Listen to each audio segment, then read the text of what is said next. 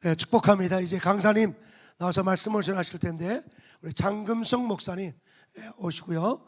저희 백석 신학대학에서 정말 탑으로 수석으로 학교를 공부도 하시고 정말 목사 아니었으면 국회의원 싹 잡는 국회의원이 됐을 텐데 하나님 부르셔가지고 목사로 부름받으셔서 지금 엄청난 사역을 하고 계시고 또 자녀들도 이렇게 선교사에게 올인하는 너무나 귀한, 오늘 또 예배 끝나고 또 안수기도 할 텐데 놀라운 치유 역사가 일어나기를 주의 이름으로 축복합니다.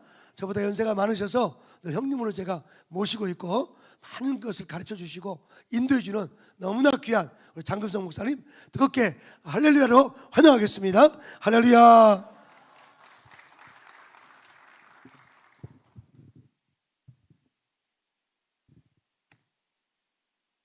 우리 함께 인사 나누시도록 할까요? 주 안에서 사랑합니다. 주 안에서 사랑합니다. 네, 주님의 이름으로 축복합니다. 주님의 이름으로.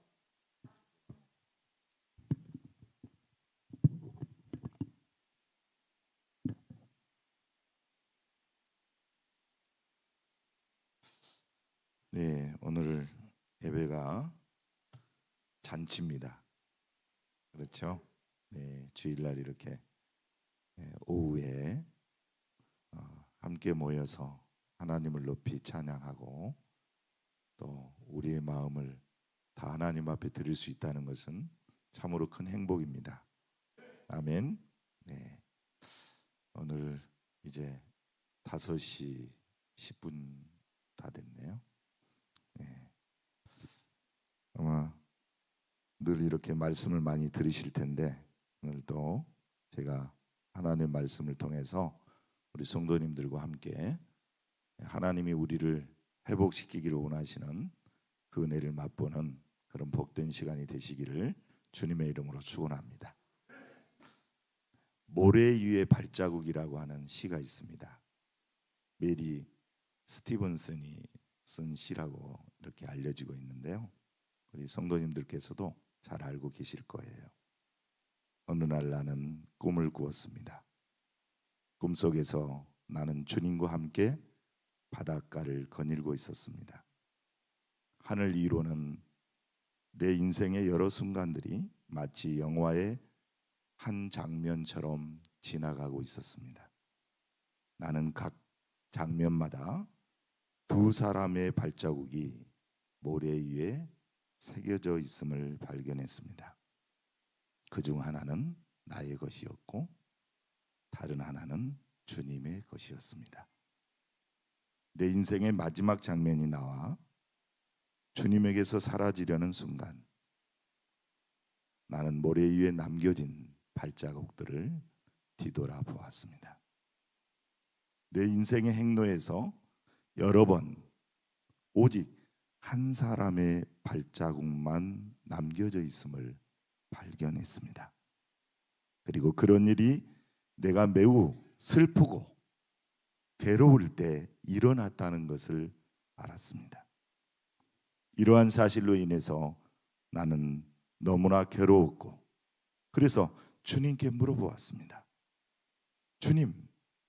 주님께서는 내가 너와 함께 하리라고, 너는 항상 나를 따를지어다라고 말씀하셨지 않습니까?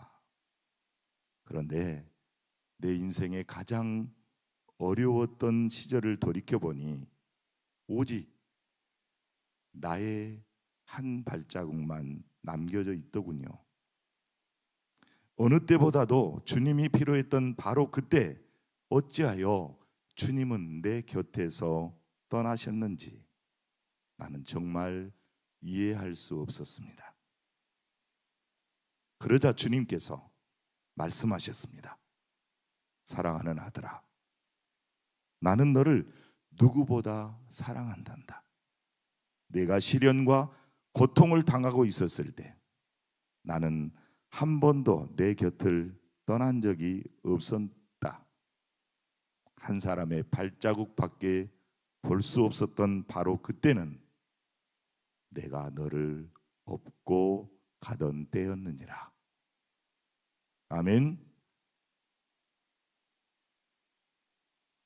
우리의 삶에 모든 일이 형통할 때, 그때는 주님이 두 발자국으로 함께 하셨다고요. 그러나 우리의 인생의 고난의 순간에 우리가 너무나 감당할 수 없어서 주님은 우리를 친히 업으시고 가셨기 때문에 한 사람의 발자국만 남은 거죠. 우리가 이 세상에서 하나님의 사람으로 산다는 것이 결코 쉬운 일이 아닙니다. 왜 그렇죠? 우리는 나그네의 인생을 살고 있습니다. 물론 우리 그리스도인들을 순례자라고 합니다마는 이 땅이 우리의 집이 아니기 때문이죠. 우리는 가야 할 본향이 있습니다. 그런데 그 본향을 향하여 우리가 가는 동안에 수많은 고통의 순간들이 있지요. 감당할 수 없는 순간들도 많아요. 우리가 하나님께 기도할 때마다 하나님의 응답이 즉각 나타날 수도 있지만 하나님이 때로는 뭐예요? 기다려라 할 때가 많으시잖아요. 어떻게 보면 우리의 신앙의 많은 시간들이 기다림의 연속 아닙니까? 끊임없이 기다리고 또 기다리고 기다리는 시간들이 우리에게 필요하죠. 왜냐하면 우리 하나님은 때에 따라 일하시는 분이기 때문이죠. 하나님의 때가 돼야 가장 분명하고 가장 확실하고 가장 능력 있게 하나님은 일하실 줄 우리는 믿습니다. 그렇기 때문에 우리는 그날을 기다리는 거예요. 그런데 그 고통의 날들을 기다리며 산다는 것이 그렇게 만만치 않습니다. 여러분들이 기도하시는데 하나님이 아무 말씀도 안 하시던 적 있으시던가요? 침묵하실 때 있죠. 그렇죠. 우리가 기도하는데 하나님은 전혀 반응이 없으시는 것 같아요. 그런 날들이 우리에게 얼마나 많아요. 그때는 누구에게나 힘들고 고통스러운 순간이에요. 하나님이 침묵하시는 것 같은 그런 순간이에요. 그러나 하나님의 침묵에는 반드시 뜻이 있음을 믿으시기 바랍니다. 하나님의 뜻이 있어요. 하나님이 침묵하고 계시지만 그 침묵 가운데 하나님이 하실 일을 계획하시고 또 그 일들을 이루어 가시는 걸 여러분 믿습니까? 하나님은 결코 침묵하신다고 침묵으로 끝나지 않으세요. 여러분, 이제 우리가 오늘 읽은 성경이 어디죠? 이사야서입니다. 이사야서. 이사야서를 제가 이제 한번 보도록 하죠. 이사야서는 1장부터 66장까지입니다. 그러면 이걸 대각선으로 쭉 이렇게 그으면 이제 시작점에서 1장에서는요, 이제 이렇게 쭉 대각선을 그으면 이 부분은 이제 심판의 부분이에요. 이렇게 대각선 그으면 위에는 심판의 부분이고 밑에는 회복의 부분이에요. 그러면 시작에서는 뭐가 많아요? 이사야서의 시작에는 뭐가 많죠? 심판의 말씀이 많죠. 심판의 말씀. 그런데 계속해서 쭉 읽어가면 뭐가 점점 많아져요? 회복에 대한 말씀이 많아져요. 그리고 마지막에 가면 결국 그게 무슨 말씀이에요? 회복의 말씀이에요. 여러분, 이사야서는 그래서 구약의 복음서라고 말해요. 여러분, 이제 우리 열방 제자교회는 복음 통일이잖아요. 복음으로 통일돼야 되잖아요. 이 한반도가 살아가는 모든 사람들에게 행복을 주기 위해서는 복음으로 통일돼야지 다른 것으로 통일되면 안 되죠. 네. 그래서 저는 여기 와서 우리 양 목사님께서 열방 제자교회를 일산에서 하신다는 걸 최근에 알았습니다. 제가 1년 전에 서울에서 목회하실 때 제가 한번 가서 이렇게 말씀을 나눴는데요. 그때도 보니까 얼마나 교회가 생동감이 있고, 그때도 막 교회가 더 확장하려고 할 때였던 것 같아요. 그리고 외국인 사역자들도 많고 하는 그런 모습을 봤는데요. 또 이렇게 지금 보니까 19개 성전이 있고 놀라운 비전을 가지고 하나님의 일하심을 우리 양 목사님과 여러 동역자들을 통해서 하나님이 행하시고 계심을 인하여 기쁘고 감사하고 하나님께 영광을 돌립니다. 하나님께 영광의 박수 한번 돌릴까요? 네. 그리고 오늘 보니까 통일 기도회가 161차더라고요. 여러분, 당사자이기 때문에 별로 안 놀라지는 것 같은데 저는 너무나 놀라운 거예요. 왜냐하면 우리는 신앙생활을 아주 오래 해도 161번 통일을 위해서 기도했을까요? 오랜 세월 동안 신앙생활을 해도 161번 통일을 위해서 기도하기가 쉽지 않을 거예요. 그런데 기도회를 매주 쉬지 않고 해도 3년 이상을 해야 되네요. 그런 기도회를 통하여 하나님 앞에 복음 통일을 위하여 늘 기도하고 하나님께 아뢰는 여러분들의 소원들이 주 안에서 이루어질 수 있기를 주의 이름으로 축원합니다. 하나님이 일하세요. 침묵하는 것 같죠? 침묵하지 않습니다. 우리가 생각할 때 사실 침묵하는 것이요. 하나님의 시간은 사실 하나잖아요. 우리들은 과거와 현재와 미래의 시간을 가지고 있기 때문에 답답한 거예요. 그런데 하나님의 시간은 하나입니다. 영원이죠. 그렇기 때문에 하나님은 전혀 답답하시지 않으세요. 하나님께서 이스라엘 백성들을 애굽 땅에서 출애굽시킬 때요, 우리 같으면 어떤 사람을 지도자로 세우겠습니까? 출애굽을 지금 시켜야 돼요, 이스라엘을. 그러면 어른들 중에 훈련된 사람 선택하면 되잖아요. 그런데 하나님 어떻게 일하시죠? 그때 모세가 태어나게 하십니다. 정말 우리가 생각하면 너무 답답하지 않아요? 우리 성도님들은 다 믿음이 좋아서 안 답답한가 본데 저는 상당히 답답하더라고요.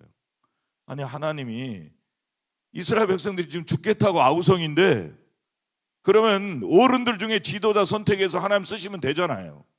하나님 능력 주시면 되잖아요. 하나님이 일하시면 되잖아요. 그런데 하나님은 모세가 그때 태어나게 하세요. 모세를 그제서야 보내주세요. 그리고 40년 동안 궁궐에서 훈련됐으면, 아니 애굽의 왕도 될 사람인데 아니 출애굽 지도자로 써도 되잖아요. 안 쓰세요. 40년을 그렇게 훈련시키고도 안 쓰세요. 그리고 더 40년을 광야에서 나는 아무것도 아닙니다 이렇게 만들어 놓은 거예요. 40년 동안은 대단한 꿈을 가지고 왕이 될 만한 왕의 승계 서열이 아주 상위권이었어요. 상위권. 그런데 하나님은 그 모든 걸 다 배설물로 여기게 하시고 광야에서 40년 동안 훈련시키세요. 그런 분이 하나님이십니다. 그분이 우리 아버지예요. 그러니까 우리가 항상 하나님의 마음을 헤아릴 줄 알아야 돼요. 신앙생활 잘하는 것은 내 생각대로 막 나가는 게 아니고 하나님의 마음을 헤아려서 그 뜻에 순종하고 하나님의 일하시기를 기다리는 신앙생활을 해야 될 줄 믿으시기 바랍니다. 하나님은 그 80년을 훈련시키시고 그제서야 쓰시더라고요. 오늘 하나님은 우리 모두를 쓰시기를 원하십니다. 제가 이제요, 어린 시절에 예수님을 이제 믿었어요. 옛날에는 저희 때는 국민학교였는데 국민학교 6학년 때 제가 예수님을 믿게 되었습니다. 시골 꽝천에서 예수님을 믿게 되었는데요. 그때 어린 시절에 제가 초등학교 국민학교 6학년이 옛날 부흥회는 옛날 분들 아시죠? 부흥회 언제부터 해요? 월요일 저녁부터 언제까지요? 토요일 새벽까지 하는 분이 오래된 분이에요. 금요일까지 하는 분들은 나중 분이고 오래되신 분들은 토요일 날 새벽까지 해요. 토요일 새벽까지. 그렇죠? 예. 요즘 우리 여기 청년분들 아마 이런 말 하면 꼰대라고 그러죠. 예. 그리고 싫어할 거예요. 아니 무슨 부흥회를 그렇게 오래까지 하는가 뭐 그런데. 그런데 제가 이제 기억나기를 눈이 겨울에 부흥회를 했어요. 그럼 눈이 와요. 그러면 눈 쓸고 막 이렇게 갔어요. 근데 제가 지금 키가 좀 보통이죠? 네? 제가 키가 좀 보통이잖아요. 대답을 안 하시는 거예요. 여기는 다 커서 그런구나. 담임 목사님이 커가지고. 예. 제가 뭘 말씀드리려고 그러냐면 제가 중3 때 기억인데요. 키가 147, 몸무게 36이었어요. 그러면 초등학교 6학년이면 어느 정도 됐을까? 그건 상상이 맡깁니다. 아주 꼬마했겠죠? 아주 꼬마했겠죠. 지금 이제 우리 교회 아이들 중3 되니까요. 저하고 비슷한 거예요. 고등학생들은요. 저보다 더 커가지고 이렇게 커요 지금. 이렇게 큰 애들이 얼마나 많아졌는지 몰라요. 제가 그 아이들 유아 세례 베풀고 태어나가지고 유아 세례 베풀고 그랬는데 그 아이들이요. 이렇게 큰 거 있죠. 네. 그런데 눈 쓸고 제가 새벽 기도를 갔어요. 한 번도 안 빠지고 부흥회 새벽, 오전, 오후, 밤 이렇게 다닌 거예요. 그리고 이제 옛날에는 부흥회가 끝나면 기념 촬영을 합니다. 기념 촬영. 그런데 그 시골교회 목사님이 제가 작으니까 저를 버쩍 드신 거예요. 그리고 장차 한국에서 최고의 목사가 될 거라고 그렇게 말씀하셨어요. 그래서 제가 코 끼어가지고 맨날 어떤 순간이 있을 때마다 그 말씀이 생각나는 거예요. 제가 여러 가지 꿈을 가졌어요. 어떤 때는 건축가가 꿈이기도 했었고 어떤 때는 학교 선생님이 꿈이기도 했고 어떤 때는 검사이기도 하고 어떤 때는 국회의원도 꿈이었고 어느 날에는 대통령도 꿈이었어요. 그래서 제가 대학에서 정치학을 전공했습니다. 예. 그때 제가 정말 이 나라를 위해서 좀 헌신해 봐야 되겠다 이런 생각을 가졌거든요. 그런데 하나님이 대학교 3학년 때 하늘산 기도원을 가게 하시더라고요. 그래서 기도하는 중에 너는 내 거야. 네가 어디로 가니? 그래서 제가 두말하지 않고 그럼 대학 졸업하면 신학대학원 가겠습니다. 그래서 뒤돌아보지 않고 지금까지 달려오고 있습니다. 그런 세월이 벌써 37년이에요. 제가 사역자만 37년이에요. 그렇게 안 보이지요? 네. 제가 목사가 된 지가 이제 31년입니다. 31년. 네. 하나님께서 그 열매로 제 두 아들에게 목사의 직분을 주셨어요. 우리 남자가 3명인데 네, 감사합니다. 네, 남자가 3명인데 남자가 다 목사예요. 네. 하나님의 은혜입니다. 할렐루야. 둘째는 6년 전에 목사가 됐고요. 큰애는 작년에 목사가 됐어요. 동생이 형보다 5년이나 빨라요. 그래서 인천에서 부목사 지금 하고 있고요. 큰 교회에서 부목사 하고 있습니다. 그리고 큰애는 이제 일본을 향하여 부름을 받아서 이제 선교사로 가게 됩니다. 일본인 현지 목회자, 현지 교회. 그러니까 뭐 애국에 나가서 이렇게 선교 활동을 해도 한국인을 대상으로 하는 경우가 많잖아요. 그런데 일본 사람을 대상으로 일본인 교회에 목회를 하러 이제 가게 됩니다. 우리 성도님들이 생각날 때 기도해 주시기를 바랍니다. 그리고 열방 제자교회가 또 선교를 위한 열정을 가진 교회이기 때문에 그런 하나님의 역사로 일해 주실 줄로 믿습니다.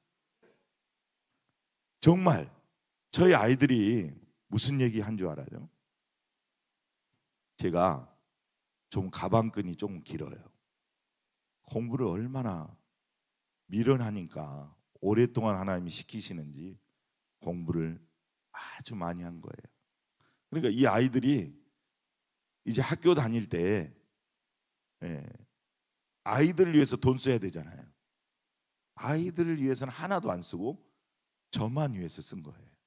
그러니까 하루는 그러더라고요. 아빠 공부 안 하고 그 돈 우리한테 주면 우리가 더 열심히 공부할 텐데, 그런 얘기 때도 있었어요. 그러니까 정말 저희 아이들은 남들이 가는 학원조차도 거의 안 갔어요. 과외는 뭐 못하고 학원 가는 거 그거 보내려고 했더니요, 한번 그래도 어렵지만 보내보려고 그랬거든요. 저희 아이들이 뭐라고 하는지 알아요? 우리는 학원하고 안 맞다고. 그래서 학교에서만 공부한 거예요. 그래도 다 하나님이 그렇게 길러주시더라고요. 그래서 둘 다 서울에 있는, 큰애는 서울에 갔고요, 둘째는요 서울에 갈 수 있는데 백석대학교를 위해서 백석대학교를 갔어요. 그런데 하나님이 전체 수석을 시켜주시더라고요. 그래서 4년 동안 그냥 다닌 거예요. 하나님의 은혜입니다. 저는 설교할 때 거의 이런 얘기 안 해요, 잘. 그런데 오늘 이상하게 처음에 제가 이런 얘기를 한 것은 하나님이 기다림의 열매로 주셨다. 다른 목사님들 그런 거예요. 너무너무 부러워하시더라고요, 목사님들이. 제 주변에 수많은 목사님들이 아들 둘이 목사라고 그러니까 참, 요즘요 목사님 자녀들이 목사 되는 경우는 많지 않아요. 그런데 어느 동네가 많은가 그랬더니 백석이 많아요. 백석에는 엄청 많습니다. 목사님들 자녀들이 목회자가 되는 비율이요 엄청나게 많아요. 왜냐하면 제가 18년 동안 백석대학교에서 가르쳤거든요. 그때 수많은 제가 아는 목사들 자녀들이 수두룩한 거예요, 거기에. 장로님 자녀들이 장로 되기를 두려워하고 안 하려고 그래요. 헌신하지 않으려고 그래요. 그런 시대예요, 지금이. 그러나 하나님께 맡겼더니 하나님이 일하셨습니다. 하나님이 일하시면 됩니다. 우리가 하려고 하면 힘들어요. 이런 말씀이 있잖아요. 우리가 일하면 우리가 일할 뿐이지만 우리가 기도하면 하나님이 일하십니다. 하나님, 그래서 기도회가 중요한 거예요. 하나님이 일하시도록 하는 게 기도회예요. 이사야 61장까지 제가 이제 조금 전에 이제 말씀을 드린 게, 계속해서 심판의 말씀은 없어지고 무슨 말씀이 많아진다? 회복에 대한 말씀이 많아져요. 하나님께서 시온을 회복시키시겠다는 거예요. 그들이 하나님의 뜻과 멀어졌을 때 저들이 채찍에 맞았고 저들이 징계를 받아서 어디로 가게 됐습니까? 바벨론의 포로로 잡혀간 거죠. 예언이 자그마치 70년이었고, 여러분 한번 생각해 보세요. 70년이면 거의 어렸던 사람들도 예루살렘이 멸망했을 때 어린 아이들도 뭐예요? 나이가 많아서 이제 죽을 판이에요. 그게 70년입니다. 70년이 짧은 세월이 아니잖아요. 그럼 여러분 한번 생각해 보세요. 어떤 약속이 70년 후에 이루어진다. 그거 얼마나 기대하겠어요? 기대 별로 안 합니다. 처음엔 할 것 같지만 70년이 한번 지나가 보세요. 여러분, 아마 여러분들에게 하나님이 10년 후에 뭔가를 주시겠다고 약속하신다고 쳐봐요. 그래도 기다리기 어려울걸요? 어려워요. 기다린다는 게 너무 어려워요. 하나님이 회복해 주시겠다는 거예요. 그래서 61장을 보면 그 하나님이 약속해 주신 회복의 약속에 대해서 시온이 기뻐하는 내용들이 나옵니다. 그런데 오늘 62장으로 넘어오면 하나님께서는 그 시온을 회복하시겠다는 것을 하나님이 뭐까지 하시냐면 1절에 보면 다짐을 하세요. 다짐을 하신다고요. 여러분, 우리가 이 세상에 살면서 누군가와 약속도 하고 다짐을 한다는 것은 뭐예요? 그거 반드시 이루겠다는 거 아니겠어요? 네? 그런데 우리 하나님이 우리들의 회복을 위해서 우리들을 살리시고 우리들에게 복 주시고 우리를 통하여 하나님의 일을 하시기 원하셔서 다짐까지 하신단 말이에요. 할렐루야. 하나님이 참으로 놀랍게 일하신다는 것을 우리가 날마다 알게 돼요. 오늘 본문의 말씀을 보시면 하나님의 다짐은 두 가지로 이렇게 나타나고 있는 것을 볼 수가 있습니다. 자, 오늘 본문 1절의 말씀을 보면 하나님의 다짐에 두 가지 동의적 표현이 나오는데 오늘 이런 말씀이에요. 나는 잠잠하지 아니하리라 하는 말이에요. 나는 결코 잠잠하지 아니하시겠다. 하나님이 가만히 있지 않으시겠다는 거예요. 또 하나가 뭡니까? 내가 쉬지 아니할 것인즉 이렇게 말하고 있습니다. 하나님이 쉬지 아니하시겠다라는 거예요. 잠잠하지 않으시고 쉬지 않으시겠다고 다짐하신 거예요. 그러면 지금 이스라엘은 지금 시온은 답답해하고 왜 이렇게 하나님의 약속이 빨리 안 이루어져? 이런 생각을 가지고 있지만 하나님은 지금 뭐예요? 다짐까지 하시면서 내가 잠잠히 있지 않겠다. 내가 쉬지 아니하겠다. 하나님은 이렇게 하시면서 하나님의 뜻을 이루어 가신다는 사실을 믿으시기 바랍니다. 여러분, 통일에 대해서 저도 공부를 좀 이렇게 한 학기 동안 4학점을 취득했습니다. 통일에 대해서. 우리 국민들이요, 통일에 대해서 이런 생각을 가져요. 통일하면 우리 너무 힘들 거다. 이런 생각들을 가져요. 그런데요, 통일을 하게 되면 우리가 비용이 통일 비용이라는 게 있어요. 통일 비용이 많이 들어요. 그건 맞는 말이에요. 통일 비용이 많이 드는데 그 다음을 생각하지 않는 거예요. 통일 이후에 우리나라의 국력이 얼마나 막강해지고 우리가 더 붕악한 나라가 될 수 있는가, 이건 안 보는 거예요. 지금 당장 어려운 것만 생각해요. 여러분, 독일의 통일을 보십시오. 독일이 통일되었을 때 정말 어려웠습니다. 너무너무 힘들었습니다. 그러나 지금 독일을 보십시오. 얼마나 건강한 나라로 세워져 가고 있고 더 강력한 나라가 되어가고 있지 않습니까? 우리는 비전을 가져야 됩니다. 하나님이 일하실 비전을 가지고 우리가 지금 눈물로 씨를 뿌리는 자는 반드시 기쁨으로 단을 거둔다고 하는 그 사실을 확실히 믿으시기를 주의 이름으로 축원합니다. 우리가 늘 씨를 뿌려야 돼요. 나지 아니할까 염려하지 마시고 우리는 눈물로 씨를 뿌리고 헌신으로 씨를 뿌리고 우리의 삶을 통해서 씨를 뿌릴 때에 하나님의 놀라운 일하심이 나타날 줄로 믿습니다. 우리가 생각할 때는 전혀 아무런 일이 일어나지 않을 것 같은 그런 일들도 하나님이 일하시면 역사가 나타납니다. 여러분, 출애굽 한 다음에 광야 생활을 끝나고 이스라엘 백성들이 가나안 정복 전쟁을 시작합니다. 그 첫 번째 관문이 뭐였어요? 여리고였죠. 하나님의 명령은 뭡니까? 전투가 어떤 전투였어요? 말씀대로 순종하는 전투예요. 무기를 가지고 여리고 성문을 부수는 것도 아니에요. 여리고 성에 살고 있는 사람들과 싸우는 것도 아니에요.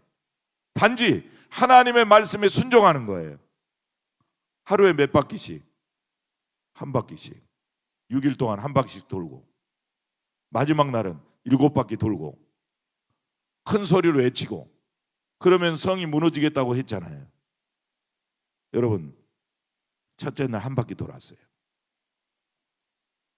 여리고성 가보신 분도 계시겠지만 한 바퀴 돌았으면 돌 하나라도 좀 빠지고 이래야 되지 않아요? 근데 첫째 날 돌았어요. 뭐가 나타났나요? 아무것도 안 나타나요. 2일, 3일, 4일, 5일, 6일째까지 계속 돌았어요. 아니 6일째 돌았으면 좀 한 절반 정도 무너진다든지 이런 게 좀 보여야 되잖아요. 전혀 안 나타납니다. 7일째 됐습니다. 7바퀴 돌았어요. 뭐가 좀 조짐이 보이나요? 아무것도 안 보입니다.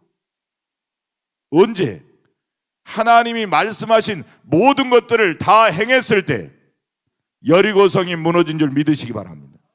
우리의 삶 가운데 전혀 아무것도 일어나지 않을 것 같은 그런 상황 속에서도 하나님은 일하시고 계십니다. 그 하나님의 열심을 믿으시기 바랍니다.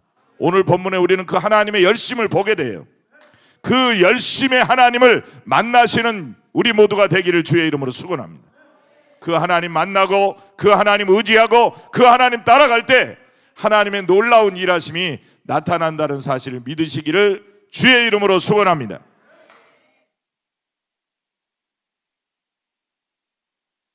그분은 이제 시온을 위해서 행동하시겠다는 거예요. 약속만 하시는 게 아니에요. 다짐만 하시는 게 아니에요. 이제 시온을 위해서 구체적으로 행동하시겠다는 거예요. 예루살렘을 위해서 행동하시겠다는 거예요. 그래서 1절에 나오는 것이 나는 시온의 의가 빛같이 예루살렘의 구원이 햇불같이 나타나도록 시온을 위해서 일하실 것임을 말씀합니다. 시온의 회복이 완성될 때까지 하나님은 멈추지 아니하시겠다는 거예요. 여러분, 우리 하나님은 그런 하나님이세요. 내가 약속한 것을 다 너에게 이루기까지 내가 너를 떠나지 아니하고 내가 너를 버리지 아니하고 내가 너와 함께 할 것이라고 하나님은 약속하고 계십니다. 약속의 하나님 믿으시죠? 하나님이 약속만 하시는 분이 아니라 약속하신 것을 가장 정확한 때에 이루시는 하나님이신 것을 믿으시기를 주님의 이름으로 축원합니다.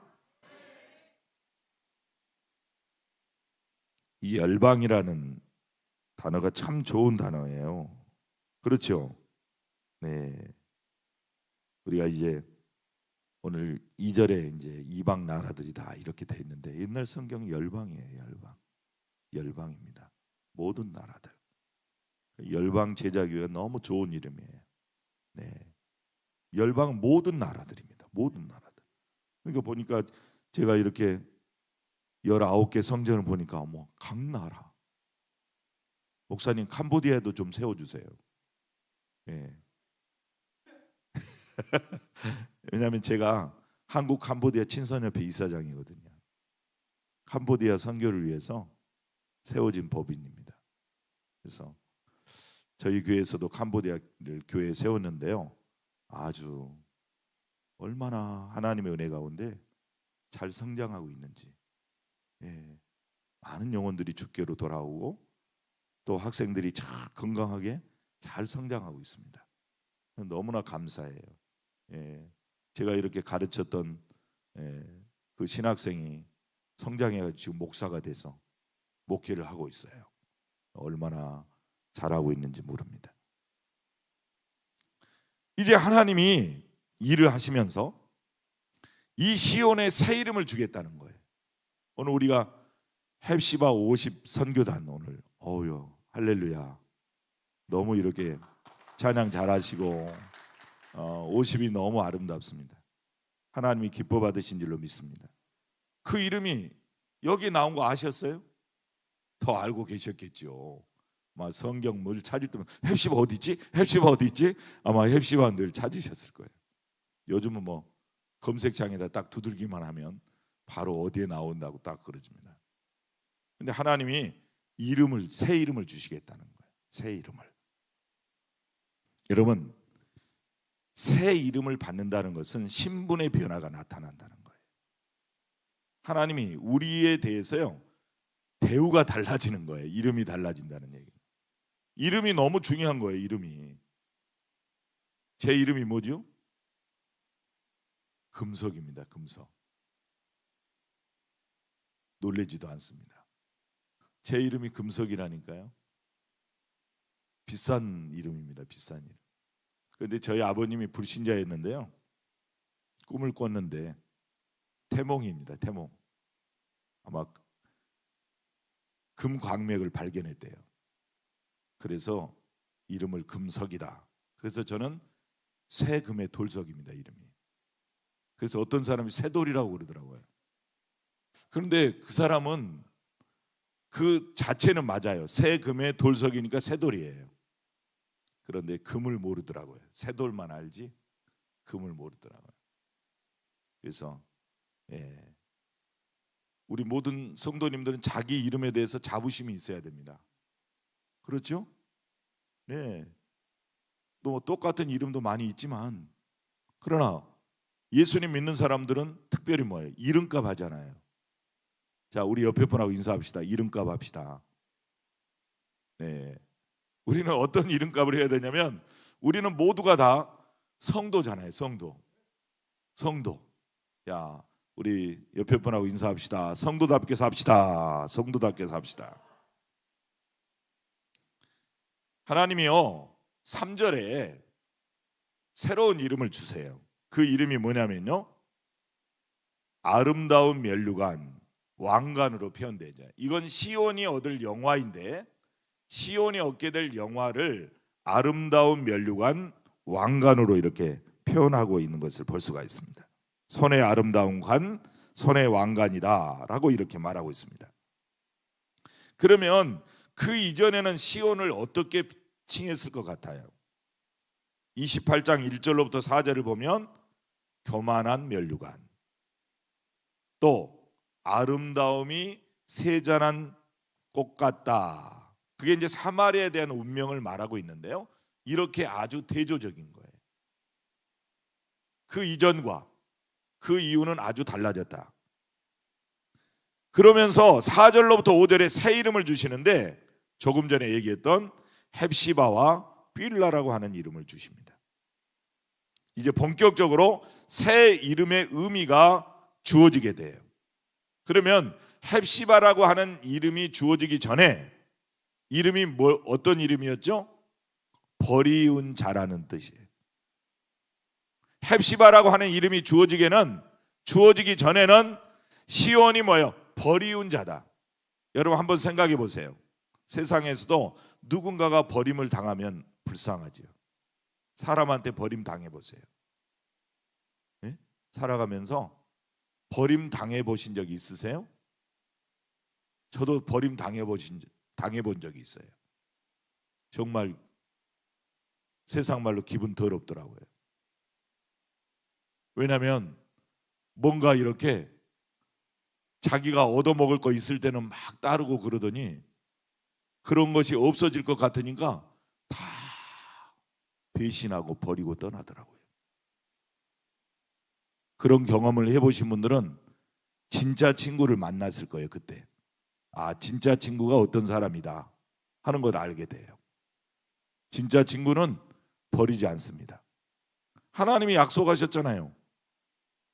내가 너에게 약속한 것을 다 이루기까지 내가 너를 떠나지 아니하고 내가 너를 버리지 아니하겠다. 하나님이 약속하셨죠.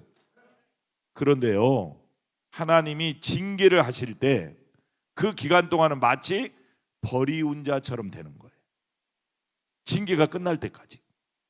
그러니까 괴로운 거예요. 하나님이 나를 버리셨구나, 이런 생각이 들어요. 왜? 하나님이 오랫동안 아무 말씀도 안 하시니까, 아무 일도 안 하시니까 내가 버림당했구나 라고 이렇게 생각한다고요. 그런데 하나님은 결코 버리지 않으셨어요. 그래서 이름을 뭐라고 바꿔줘요? 헵시바로 바꿔줍니다. 할렐루야. 버리운 자 되었던 그들이, 시온이 이제는 헵시바가 되는 것입니다. 헵시바가 무슨 뜻이죠? 내 기쁨이 그녀에게 있다. 우리 옆에 분하고 인사합시다. 당신은 헵시바이십니다. 내 기쁨이 당신에게 있습니다. 이게 얼마나 놀라운 이름인지 아세요? 헵시바? 네? 나의 기쁨이 당신에게 다 있다는 거예요. 내 인생을 즐겁게 해주고, 내 인생을 기쁘게 해주고, 내 인생을 소망 있게 하고, 하나님이 이렇게까지 표현해 주신다는 게 얼마나 놀랍습니까? 여러분, 우리가 예수님 믿기 전에 우리가 어떤 존재였어요? 사탄의 노예로서 하나님을 기쁘시게 해드릴 수 있는 것이 아무것도 없는 그런 존재였지 않습니까? 그런데 우리 주 예수 그리스도의 보혈의 피로 말미암아 우리가 구속함을 받고 하나님의 사랑받는 자녀가 되었습니다. 할렐루야. 하나님 나라의 백성이 되었습니다. 아멘. 하나님이 우리에게 이 놀라운 선물을 주신 거예요. 그래서 하나님은 우리를 보시면 너무너무 기쁘신 거예요. 기쁨을 이기지 못하여 하신다. 우리를 보실 때마다 기쁨으로 보시는 그 하나님, 오늘도 그 하나님이 우리의 삶 가운데 역사하고 계심을 믿으시기를 주의 이름으로 축원합니다. 이전에 시온의 이름은 항무지였어요. 여러분, 시온이 원래 항무지인가요? 아니죠. 그곳은 많은 사람들이 하나님을 예배하는 장소입니다. 많은 사람들이 각 나라에 흩어져 있다가도 1년에 3차례씩 예루살렘 성전을 찾아옵니다. 믿음의 사람들이 하나님을 찬양하고 하나님을 영화롭게 하는 곳이었습니다. 그런데요, 그 이름이 항무지가 됐어요. 버리움 바 되니까 사람이 살지 못하고, 사람이 살지 못하니까 짐승들만 살게 되고, 그래서 그 땅이 항무지가 되어버리고 말았어요. 그런데 이제 하나님께서 이제는 그 황무지를 빌라라고 하시겠다는 거예요. 빌라, 결혼한 자다라고 이렇게 하시겠다는 거예요. 여러분, 요한계시록 21장을 보면요, 새 하늘과 새 땅, 신부가 단장한 그 모습처럼 아름답다고 이렇게 말하죠. 여러분, 결혼한 자, 한 남자와 한 여자가 결혼해 보세요. 그러면 모든 것이 상대방에게 집중됩니다. 그래서 자기에 있는 모든 것들을 아낌없이 상대에게 주는 거예요. 그게 바로 결혼한 자죠. 만약에 결혼했는데 맨날 주머니 딴 주머니 차고, 생각이 늘 다르고, 심지어는 방도 따로 자고, 그러면 결혼한 자가 아닌 거죠. 결혼했으면 모든 것을 함께 하는 거죠. 모든 것을 함께 나눌 수 있는 것입니다. 오늘 하나님이 빌라라고, 시온을 빌라라고 하시는 것은, 결혼한 자라고 말씀하시는 것은 하나님이 가지고 계신 모든 것들을 공유할 수 있는 그런 자가 되도록 하시겠다는 거예요. 하나님의 회복의 역사가 이렇게 나타나고 있음을 꼭 믿으시기를 주의 이름으로 축원합니다. 이제 6절로부터 7절을 가면요, 이제 제가 한 10분 이내에 끝내야 합니다. 왜냐하면 제가 물어봤거든요. 우리 양 목사님한테 여쭤봤어요. 설교 몇 분 해야 되죠? 왜냐, 지금 이렇게 보니까 한 10%는 지금 피곤하시거든요. 꼭 있어요. 어느 교회마다 10%의 피곤하신 분들. 왜냐하면 일주일 내내 얼마나 힘들어요. 예? 우리가 전쟁터에 사는 거 아니겠어요? 어찌 보면 영적 전쟁터잖아요. 영적 싸움을 하면 더 피곤해요, 사실. 그러니까 아버지 집에 왔으니 얼마나 편해요.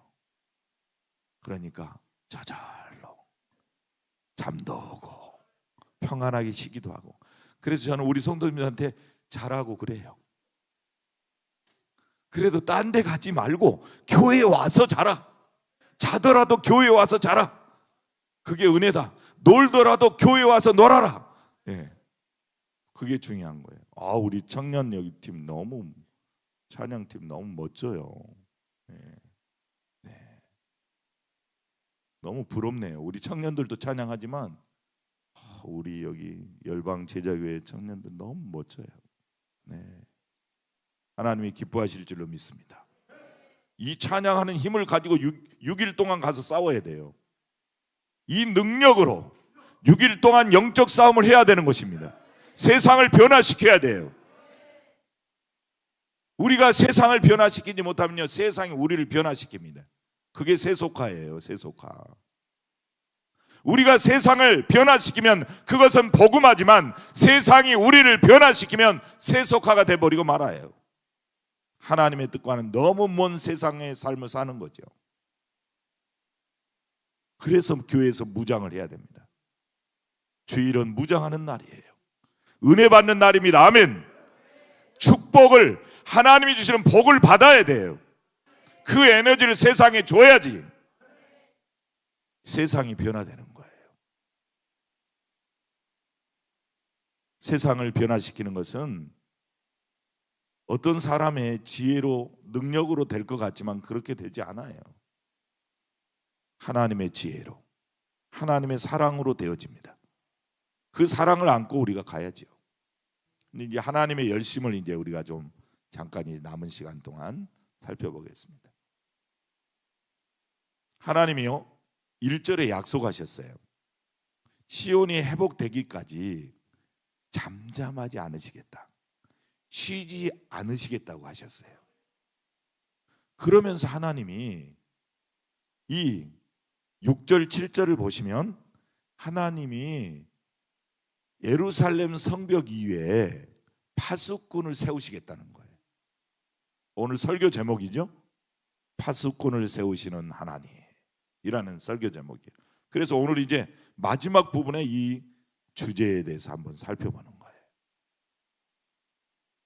여러분, 파수꾼들은 뭐 하는 사람들이죠? 뭐 하는 사람들이죠? 성을 지키는 사람들이에요. 성을 보호하고 성을 지켜요. 적이 오나 안 오나 그걸 잘 보는 사람들이에요. 그렇죠? 그래서 이사야 56장에 보면 그 파수꾼들이 나오는데 그 파수꾼과 오늘 본문의 파수꾼은 달라요. 단어 자체가 달라요. 히브리어인데 다르죠. 그런데 제가 뭐 그렇지 않아도 지금 졸린데 그 히브리어 말하면 더 졸립죠. 그러니까 다르다는 것만 아세요. 그럼 어떻게 다르냐? 56장에서 말하는 파수꾼들은요, 어떤 파수꾼이냐면, 파수꾼들은 적이 오나 안 오나 이걸 잘 봐야 돼요. 그런데 여기 56장에 나오는 파수꾼들은 뭐예요? 보지 못하는 맹인이에요. 아니, 파수꾼이 보지 못하면 어떡하냐고요. 제대로 잘 봐야 되는데 보지를 못해요. 뿐만 아니라 짖지 못하는 벙어리 개들이라는 거예요. 완전히 겹쳤어요. 보지도 못하지요. 적이 오면 뭐 해야 돼요? 지저대야 되죠. 지저대야죠. 그런데 지저대지 못하는 거예요. 지저대지 못해요. 이러면 파수꾼이라고 할 수 있어요?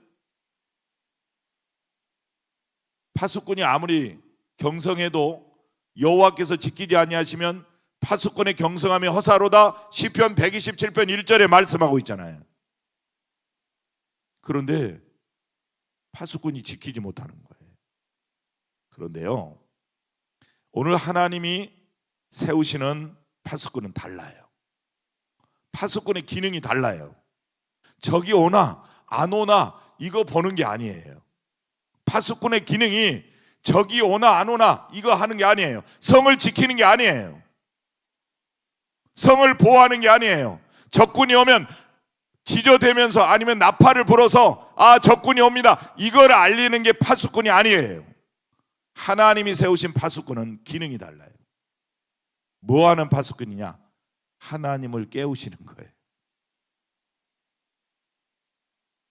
하나님은 하시겠다고 하셨어요. 1절에 하시겠다잖아요.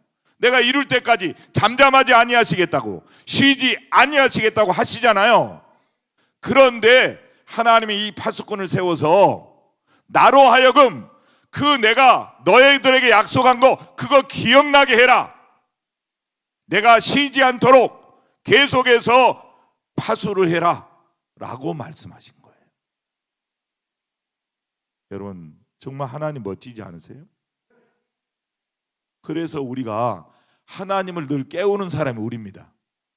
하나님이 언제 주무시나요? 우리 하나님 안 주무세요. 그러니까 신앙생활 힘든 거예요, 어려운 거예요? 쉬운 거예요, 쉬운 거. 하나님은 주무세요, 안 주무세요? 그러니까 깨워야 될 일이 있어요, 없어요? 없네요. 그렇죠? 하나님이 쉬시는 분이에요, 일하시는 분이에요? 일하시는 분이죠. 그러니까 얼마나 우리가 쉬워요. 우리는 뭐만 하면 돼요? 하나님께 말씀만 드리면 돼요. 그게 바로 기도인 줄 믿으시기 바랍니다. 우리는 기도해야 됩니다. 하나님은 우리에게 쉬지 않고 여호와 하나님이 일하시도록 간구하는 파수꾼의 사명이 우리에게 있음을 믿으시기 바랍니다. 그때 하나님이 이 한반도에 역사해 주실 거고, 열방 제자교회를 통하여 지구촌 곳곳을 복음화시키고 하나님의 뜻을 이루는 역사를 이루실 줄 믿으시기를 주의 이름으로 축원합니다.